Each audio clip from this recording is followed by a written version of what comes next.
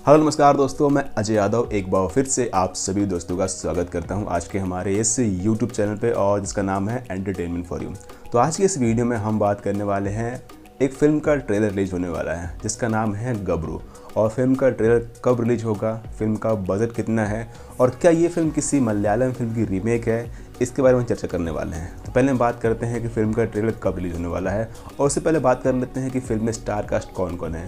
दोस्तों, गबरू में lead role में है दिनेश लाल यादव निरहुआ, फीमेल लीड है आम्रपाली दुबे और संजय पांडे जैसे बेहतरीन कलाकार। इस फिल्म को लिखा है, फिल्म को डायरेक्ट किया है महेश पांडे ने और फिल्म को प्रेजेंट कर रही थी वर्ल्ड वाइड रिकॉर्ड स्टूडियो। दोस्तों, फिल्म का टीजर तो 2 साल पहले आ चुका था, लेकिन फिल्म का ट्रेलर आपको विजयदशमी के दिन यानी 5 अक्टूबर को सुबह 6 बजे एंटरटेन रंगीला के भोजपुरी के यूट्यूब चैनल पर देखने को मिल जाएगा। और इस फिल्म का ट्रेलर का मैं ट्रेलर रिएक्शन में देने वाला हूं। तो बात करते हैं फाइनली इस फिल्म का बजट कितना है।